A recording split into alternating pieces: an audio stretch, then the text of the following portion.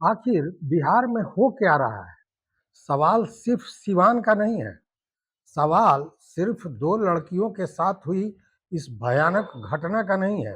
सवाल है कि क्या बिहार में अपराधियों के भीतर कानून का डर खत्म हो जा रहा है? दिन दहाड़े दो लड़कियों को कथित तौर पर जबरन स्कॉर्पियो में बैठाया जाता है। आरोप है कि रास्ते में उनके साथ मारपीट और यौन हिंसा भी की गई। एक युवती की हालत ऐसी हुई कि उसे अस्पताल में इलाज की जरूरत पड़ी। और सबसे गंभीर सवाल कि यह सब उस इलाके में हुआ जहां से पुलिस थाना महज कुछ दूरी पर है। अगर यह आरोप जांच में सही साबित होते हैं तो यह सिर्फ एक आपराधिक वारदात नहीं होगी। यह पुलिसिंग, कानून व्यवस्था और महिला सुरक्षा तीनों पर गंभीर सवाल खड़े करेगी। नमस्कार, आप देख रहे हैं मत अभिमत। मैं हूं राकेश कुमार। मित्रों, आज की इस रिपोर्ट में हम किसी आरोपी को अदालत से पहले दोषी नहीं ठहराएंगे, लेकिन पुलिस से सवाल जरूर पूछेंगे, सरकार से सवाल जरूर पूछेंगे और सबसे बड़ा सवाल यह कि बिहार की बेटियां आखिर कितनी सुरक्षित हैं। सिवान में शनिवार को दो युवतियों को अगवा कर लिया जाता है स्कॉर्पियो में। और अगवा किए जाने का यह जो मामला है, यह पीड़िता के मुताबिक वह अपनी चचेरी बहन के साथ बीएम हाई स्कूल के मैदान के पास गई थी। इसी दौरान स्कॉर्पियो सवार दो युवक वहां पहुंचे। आरोप है कि दोनों युवतियों को जबरन गाड़ी में बिठाया। उसके बाद गाड़ी में ही उनके साथ कथित तौर पर जबरदस्ती की गई, यौन हिंसा की गई। आरोप यह भी है कि कुछ दूर आगे जाने के बाद एक युवती के साथ यौन हिंसा की गई, मतलब उसका रेप किया गया। पीड़िता के बेहोश होने की बात भी सामने आई है। उसकी स्थिति खराब थी। बाद में दोनों को सड़क के किनारे छोड़कर वह दोनों युवक स्कॉर्पियो जो पर युवक आए थे जिन्होंने अगवा किया था, वो वहां से सड़क किनारे छोड़ के भाग गए। होश आने के बाद लड़कियों ने 112 पर डायल किया, 112 पर डायल करके इसकी सूचना दी। पुलिस मौके पर पहुंची, दोनों को अस्पताल ले जाया गया और यहीं से शुरू होता है इस पूरे मामले का सबसे महत्वपूर्ण हिस्सा, मतलब पुलिस की जांच। पुलिस के मुताबिक अभी आरोपियों की पहचान और गिरफ्तारी जांच का विषय है। पीड़िताओं ने कथित तौर पर पुलिस को बताया कि वे आरोपियों को पहले से नहीं जानती थी। यानी पुलिस के सामने चुनौती बड़ी है। लेकिन चुनौती बड़ी है, इसका मतलब यह कहीं से नहीं कि जांच की दिशा साफ नहीं हो सकती।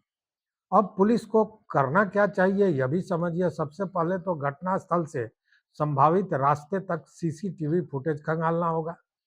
किस किस रास्ते से उस समय स्कॉर्पियो गुजरी, किस वाहन की गतिविधि संदिग्ध थी, गाड़ी का नंबर क्या था, मोबाइल लोकेशन क्या कहती है, किस इलाके में कितने सीसीटीवी कैमरे लगे हुए हैं, घटना के समय किस मोबाइल नंबर की लोकेशन उस इलाके में थी, और सबसे महत्वपूर्ण कि क्या पुलिस ने घटना के समय मौजूद संभावित प्रत्यक्षदर्शियों से पूछताछ शुरू कर दी है। यही वो सवाल है जिसका जवाब जांच की दिशा तय करेगा। मान लीजिए पुलिस कुछ दिनों में आरोपियों को गिरफ्तार कर लेती है, क्या इससे सारे सवाल खत्म हो जाएंगे? नहीं, क्योंकि सवाल यह भी है कि दिन दहाड़ी ऐसी घटना होने की नौबत क्यों आई। अगर दो युवतियों को कथित तौर पर जबरन वाहन में बैठाकर ले जाया गया तो क्या किसी ने वाहन को देखा? क्या आसपास पुलिस की गश्ती थी? क्या इलाके में सीसीटीवी नेटवर्क काम कर रहा था? क्या डायल 112 की प्रतिक्रिया समय पर हुई? क्या पुलिस के पास अपराधियों की पहचान करने के लिए पर्याप्त तकनीकी संसाधन है? और सबसे बड़ा सवाल कि क्या अपराधियों को यह भरोसा हो गया है कि वे वारदात करेंगे और पुलिस तक पहुंचने में उन्हें पर्याप्त समय मिल जाएगा। यही वह बिंदु है जहां पुलिस प्रशासन को जवाब देना होगा। मामले की गंभीरता इसलिए भी बढ़ जाती है क्योंकि पीड़िता के इलाज से जुड़ी गंभीर चोटों की बात भी सामने आई है। आपत्तिजनक या संवेदनशील चिकित्सकीय विवरण को सार्वजनिक करना उचित नहीं है, लेकिन यह तो जरूर है कि लड़की के साथ यौन हिंसा हुई है और उसकी स्थिति अच्छी नहीं है। उसके शरीर के कुछ अंग पर इसके घाव साफ बताया जा रहा है। लेकिन इतना जरूर कहा जा सकता है कि उपलब्ध जानकारी के अनुसार युवती को गंभीर चोटें आई और उसका इलाज किया गया। यानी यह सिर्फ छेड़छाड़ या डराने धमकाने का आरोप नहीं है। आरोप अगर जांच में प्रमाणित होते हैं तो मामला बेहद गंभीर यौन अपराध का होगा। और ऐसे मामलों में पुलिस की जिम्मेवारी सिर्फ आरोपी को पकड़ना ही नहीं होता। पीड़िता की सुरक्षा, उसका मेडिकल उपचार, उसकी पहचान की गोपनीयता, उसके बयान की संवेदनशील तरीके से रिकॉर्डिंग, साक्ष्यों को सुरक्षित रखना और जांच को किसी दबाव से मुक्त रखना होता है। इन सभी चीजों की जिम्मेवारी प्रशासन की है और यहीं से यह मामला सिवान से निकलकर पूरे व्यवहार का सवाल बन जाता है।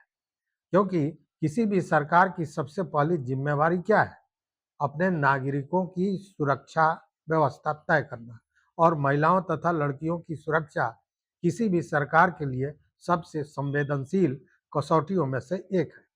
अगर एक लड़की स्कूल, कॉलेज, बाजार या सड़क पर जाने से पहले यह सोचे कि कहीं कोई उसे जबरन गाड़ी में न बैठा ले, तो यह सिर्फ अपराध की समस्या नहीं है, यह सुरक्षा के भरोसे के टूटने की समस्या है। सरकारें योजनाएं बनाती है, हेल्पलाइन चलाती है, महिला पुलिस की बात करती है, सीसीटीवी और पेट्रोलिंग की बात होती है, लेकिन जमीन पर असली सवाल यही है कि क्या एक लड़की बिना डर के सड़क पर चल सकती है? अगर जवाब कमजोर पड़ रहा है तो व्यवस्था को खुद से सवाल पूछना होगा। इस मामले में राजनीतिक रंग लेना भी लगभग तय माना जा रहा है।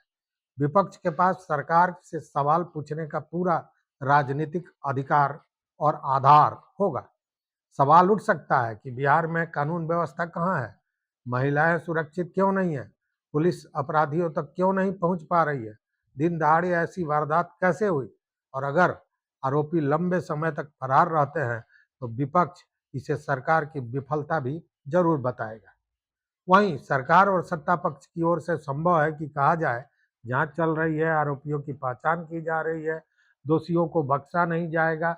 लेकिन यह सरकार के सामने भी एक बात तो बिल्कुल साफ होनी चाहिए कि सिर्फ बयान से जनता का भरोसा वापस नहीं आएगा।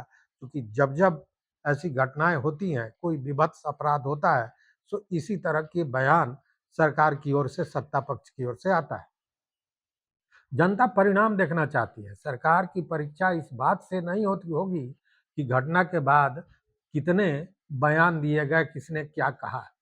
सरकार की परीक्षा होगी आरोपी कितनी जल्दी पकड़े जाते हैं, क्या उनके खिलाफ सबूत साक्ष्य जुटाए गए हैं, क्या पीड़िता को न्याय मिलता है, क्या जांच निष्पक्ष रहती है और क्या ऐसी घटनाओं को रोकने के लिए स्थानीय स्तर पर पुलिसिंग मजबूत की जाती है। अगर आरोपी वास्तव में अज्ञात है तो तकनीकी जांच बेहद महत्वपूर्ण हो जाती है। सीसीटीवी डेटा, मोबाइल डेटा, वाहन की पहचान, रूट मैपिंग, प्रत्यक्षदर्शियों का बयान, फोरेंसिक साक्ष्य, इन सबों को जोड़कर पुलिस को एक ठोस जांच खड़ी करनी ही पड़ेगी। क्योंकि सवाल कई हैं। पहला सवाल कि घटना के समय, उस समय पुलिस पेट्रोलिंग की स्थिति क्या थी? दूसरा सवाल कि घटना स्थल और संभावित रूट में कितने सीसीटीवी फुटेज पुलिस ने जुटाए हैं? तीसरा सवाल, स्कॉर्पियो की पहचान के लिए क्या तकनीकी जांच शुरू की गई है? चौथा सवाल कि पीड़ितों की सुरक्षा और मेडिकल सहायता के लिए प्रशासन ने क्या व्यवस्था की है? और पांचवा सवाल कि आरोपियों की गिरफ्तारी की समयबद्ध जांच के लिए पुलिस ने क्या कोई विशेष टीम बनाई है? इन सवालों के जवाब जनता को मिलना चाहिए। इस पूरे मामले में मीडिया और सोशल मीडिया की भी बड़ी जिम्मेवारी है।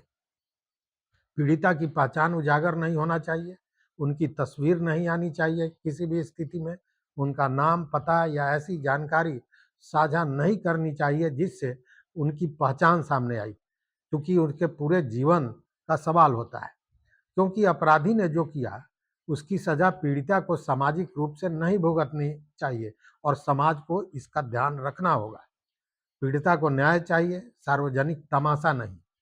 आज सिवान है, कल कोई दूसरा जिला होगा, कोई दूसरा शहर होगा, लेकिन सवाल हर जगह एक ही है कि क्या अपराधियों के भीतर कानून का डर समाप्त हो गया है?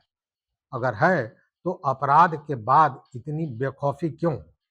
अगर नहीं तो पुलिस की रणनीति क्या है, और अगर पुलिस कार्रवाई कर रही है तो उसका असर जमीन पर क्यों नहीं दिखाई देता। बिहार में राजनीतिक लड़ाई अपनी जगह है, सत्ता और विपक्ष की बयानबाजी अपनी जगह है, लेकिन एक माँ बाप की चिंता राजनीति से ऊपर है। जब उसकी बेटी घर से बाहर निकलती है तो वे सिर्फ यही चाहते हैं कि वह सुरक्षित वापस घर लौटे। यही सरकार से उनकी सबसे बड़ी अपेक्षा होती है। सिवान की यह घटना अभी जांच के दायरे में है। अदालत तय करेगी कि आरोप कितने सही हैं, पुलिस तय करेगी कि आरोपी कौन है, लेकिन जनता आज ही एक सवाल पूछ रही है। अगर दिन दहाड़े लड़कियों को जबरन वाहन में बैठाने जैसी घटना संभव है तो हमारी सड़कें, हमारे स्कूलों के आसपास के इलाके, सार्वजनिक स्थान कितने सुरक्षित हैं। और अगर पुलिस को आरोपियों की पहचान करने में समय लग रहा है तो क्या हमारे सीसीटीवी, पेट्रोलिंग और तकनीकी निगरानी तंत्र पर्याप्त हैं? यही असली परीक्षा है। किसी भी सरकार के लिए महिला सुरक्षा सिर्फ एक चुनावी मुद्दा नहीं हो सकता, और होना भी नहीं चाहिए किसी भी स्थिति में। यह शासन की बुनियादी जिम्मेवारी है। इसलिए सिवान की इस घटना में सिर्फ आरोपी ही नहीं खोजे जाने चाहिए, सिस्टम की कमियां भी खोजी जानी चाहिए, क्योंकि अपराधी पकड़े जाएंगे तो एक घटना का न्याय होगा, लेकिन सिस्टम मजबूत होगा तो सैकड़ों बेटियों का भविष्य सुरक्षित होगा। और यही इस पूरे मामले का सबसे बड़ा सवाल है कि बिहार की बेटियां डरकर नहीं, भरोसे के साथ घर से बाहर निकलेंगी। यह भरोसा आखिर देगा कौन? इसी सवाल के साथ इस वीडियो को यहीं समाप्त करते हैं। आपसे निवेदन है कि वीडियो को लाइक करें, शेयर करें अपने दोस्तों के साथ, कि यह सवाल सारे लोग पुलिस और प्रशासन से पूछें। और अब तक अगर आपने चैनल को सब्सक्राइब नहीं किया है तो सब्सक्राइब करना बिल्कुल भी ना भूलो। यहाँ तक साथ देने के लिए बहुत बहुत धन्यवाद। कोटि शाह आभार। जय हिंद।